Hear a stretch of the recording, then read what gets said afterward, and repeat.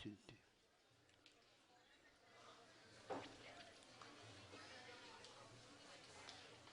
गृहस्थाश्रम में प्रवेश करने से पूर्व में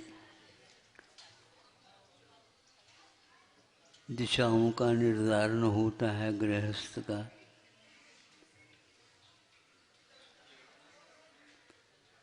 ब्रह्मचर्य आश्रम पहले रहता है, फिर गृहस्थ आश्रम आता है, वानप्रस्थाश्रम आता है, फिर अंतिम संन्यास आश्रम आता है।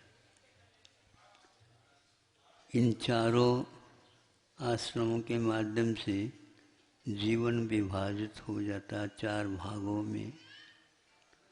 जीवन का वर्गीकरण ही हमारे लिए सफलता की कुंजी है। उतने समय में हमें इतना परीक्षा में 3 घंटे का अवसर प्राप्त होता है विद्यार्थियों को। 3 घंटे में उन्हें अपने जो कुछ भी अध्ययन किया है और उन प्रश्नों के हल के रूप में दिया जाता है। एकाग्रता से जिसने अध्ययन किया वह उतने अल्प समय में भी पूरा समेट लेता है और प्रसन्नता के साथ उस परीक्षा के भवन में से बाहर आता है। उसी प्रकार आगे के लिए उनका होता है। तो गृहस्थाश्रम में जिन्होंने प्रवेश किया और अपने गृहस्थाश्रम में धर्म अर्थ काम पुरुषार्थ के साथ मोक्ष को दृष्टि में रख करके वह इस ढंग से कार्यक्रम प्रारंभ करता है। जब संतान काम पुरुषार्थ के माध्यम से, काम का अर्थ यही है कि हम सत्संतान की प्राप्ति लाभ के लिए करते हैं और संतान के माध्यम से ही यह प्रवाह धर्म का चलता रहता है। तो ऐसे कार्य करने के उपरांत संतान को भी संस्कारित करते हुए शिक्षण आदि से आदि सब संस्कार दे करके जब वह होना और योग्य होता है तो उसको भी उसकी इच्छा के अनुसार, यदि वह संन्यास की ओर साक्षात यदि कदम उठाना चाहता है तो उसकी इच्छा प्राय करके यही रहता है कि वो गृहस्थाश्रम में प्रवेश करे, समझे, पहले स्वीकार करके फिर बाद में त्याग होता है। पहले आप लोग धारणा करते हैं ना, फिर बाद में पालना होती है ना। तो फिर इस प्रकार गृहस्थ आश्रम में आने के लिए अपनी कुवत के अनुसार धारणा कर लेता है। फिर वह उसके फलस्वरूप जब संतान खड़ी होती है तो यथा योग्य उसे विवाहित करके, और विवाह तब तक ही है वह जब तक संन्यास आश्रम नहीं आता। तो वह गृहस्थाश्रम में संतान को योग्य बना करके जो कुछ भी व्यवसाय वर्ण व्यवस्था के अनुसार आती है उसको कर लेता है।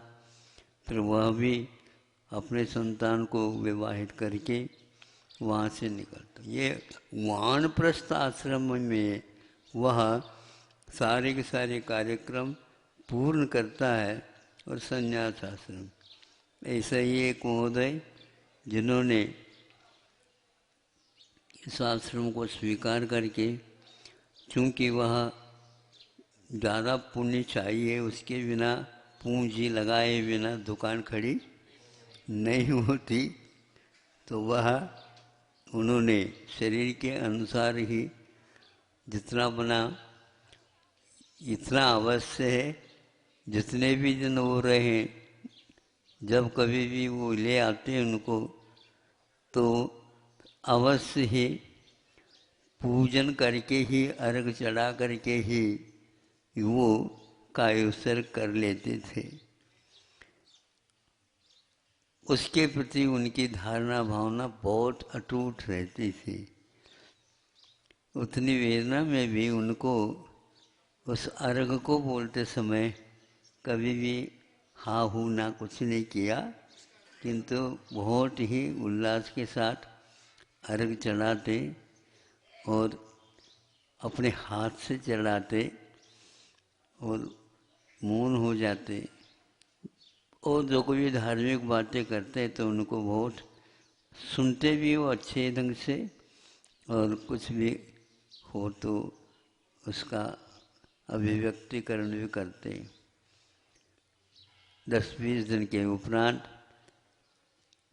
आशातीत उस व्यक्ति को उस वेदना के साथ, लेकिन यहाँ आने के उपरांत वह संवेदना के रूप में परिवर्तित हो गई और परिवार को भी बहुत अच्छा लगा।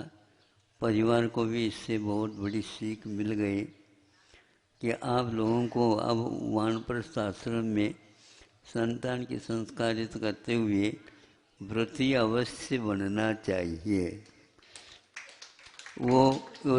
हमने कहा कि आप मन में धारणा रखो, आयु का कोई पता नहीं है, और इसलिए यह संकल्प को पूर्ण करने के लिए भूमिका बना लो। तो वह चारों प्रकार का आहार का त्याग तो रात में उनका था, इससे हमें भी संतुष्टि थी। धीरे धीरे उसको जो वेदना थी, रोग था तो था ही, किंतु यहाँ पर वह उग्र नहीं हो सका।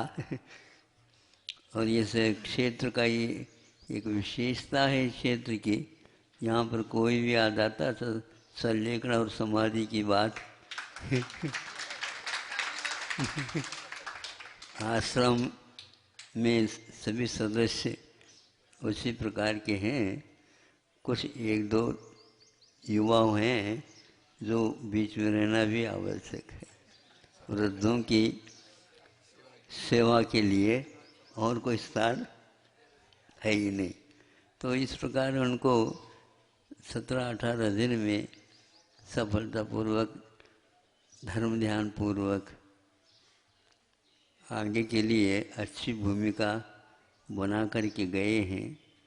और उनके सुपुत्र परिवार लोग भी अपने अपने शेष जीवन को इसी प्रकार प्रतिमा विज्ञान के साथ स्वाध्याय वगैरह करते हो, तो वह प्रतिमा विज्ञान का थोड़ा सा अनुभव या आश्रम में जब कभी देख करके सुन करके आगे का जीवन वर्गीकृत कर लेना चाहिए। पता तो है ही नहीं कितने वर्ष की यह काया है, चली गई तो चली गई, तो राख रही खूब वाली बात अपने को चरितार्थ करना चाहिए। शरीर के द्वारा योग्य पेट्रोल दे करके अपने कार्य कर लेना चाहिए। आगे उनकी भूमिका अच्छी बने। याद दिलाते थे विदेश क्षेत्र के जा करके जाऊँ, जो कोई भी चीज़ें हैं वो आंखों से देख लो।